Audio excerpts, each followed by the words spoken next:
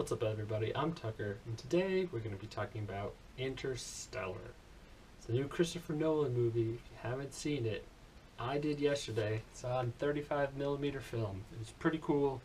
Good time.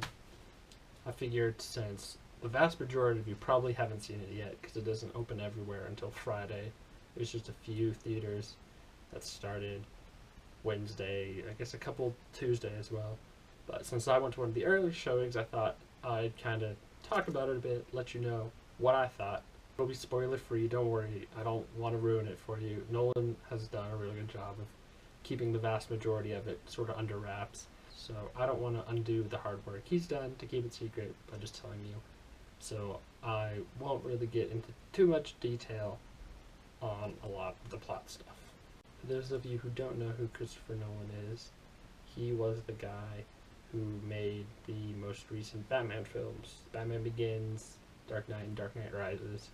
He's also the guy who brought you Inception, and Memento, and Prestige, all really good movies.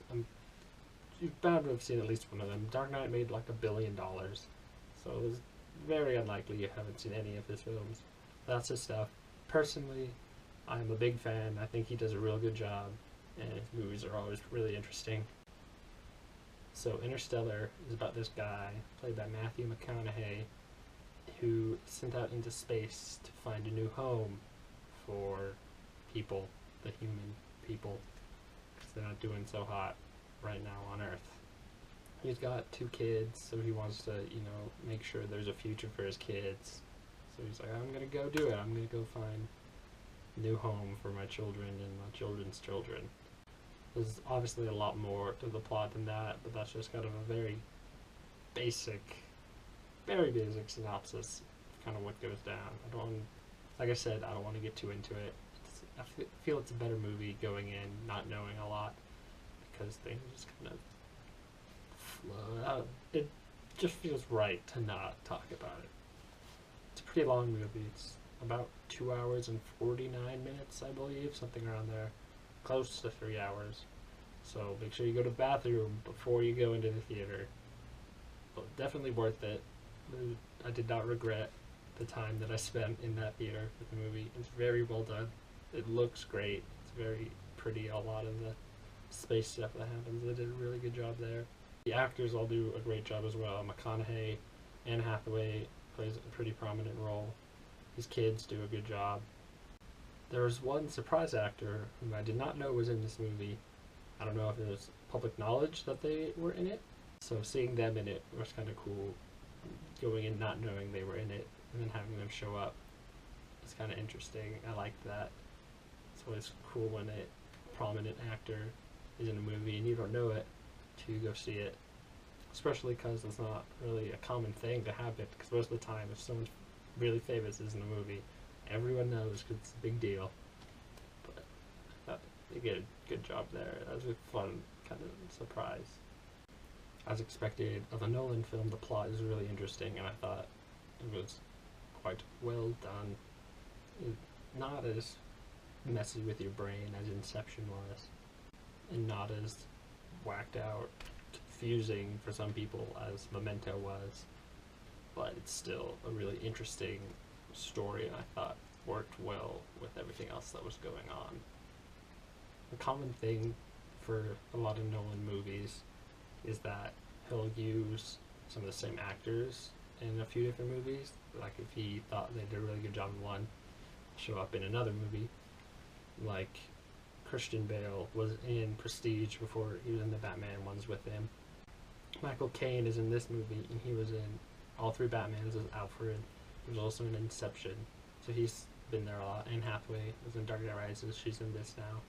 There's one actor who was in Inception and all the Batman ones that didn't show up in this movie, which I kind of expected him to show up in some role, but he didn't. So that was not important. I feel weird, like, talking about this and trying to give my thoughts on it without giving away a lot of the stuff that happens. It's kind of weird. I feel like I'm being super vague. Just saying it's good, but for real, Go see it. It's really good.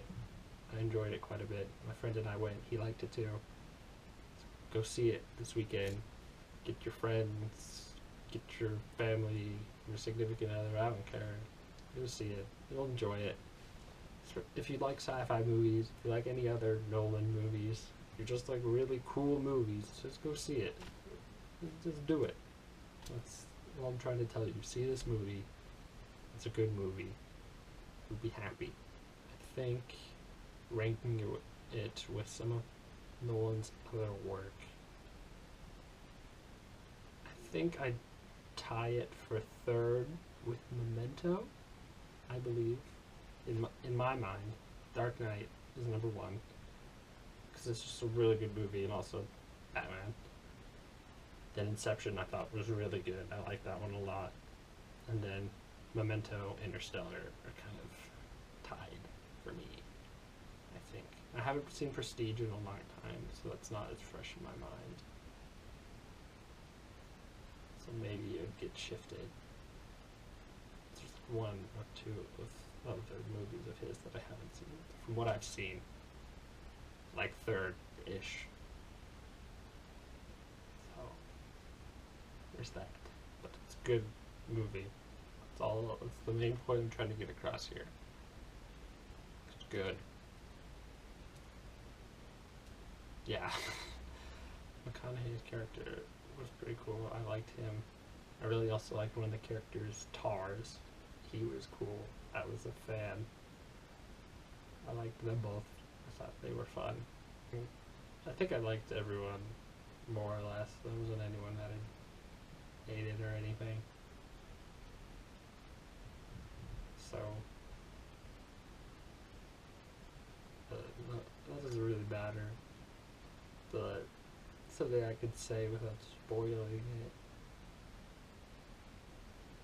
If and when you guys see the movie, be sure to comment below. Tell me your thoughts on it. If you liked it as much as I did. Maybe you weren't a fan. Maybe you thought it was too long. That would be a fair point, I guess. But I thought it fit. There's always some stuff that you think maybe that could have been cut, but I think it worked well. The length. Just let me know what you think. If I'm crazy. I don't think I am. I've seen some pretty positive reviews, so I know I'm not alone in liking it. But I want to hear from you guys. That's always fun to hear from other people. And also, be sure, as always, like, subscribe, share with your friends, get them to go. Don't just share this video with your friends, share Interstellar with your friends. Bring them with you. Boom. Smart thinking, Tucker. I also saw the movie Birdman this past weekend. That was really good too. Recommend seeing that one as well. That one is a movie starring Michael Keaton, and his whole thing is that the movie universe, he once played a famous superhero in movies and became super popular for it, but that's all he was known for. He wants to be remembered for something more, so he writes this Broadway play, and so he's trying to get that happening. And stuff keeps on going, not right. So there's a whole bunch of stuff happening with him. And it's kind of funny because Michael Keaton did once play Batman. So he is known for playing a famous superhero a long time ago. So there's a fun little parallel there. Like I said, that was also a really good movie. Most of it was shot to be like it was one continuous shot. So they follow the character, and then when something new was happening, it would just sort of pan around, and then if you want to follow someone else, it would just continue. So it all looked like it was just one shot throughout the entire thing, which is really cool. It also has Emma Stone in it as his daughter, Edward Norton as a Broadway actor. He gets Zach Galifianakis as his agent. It's got a handful of other famous people as well.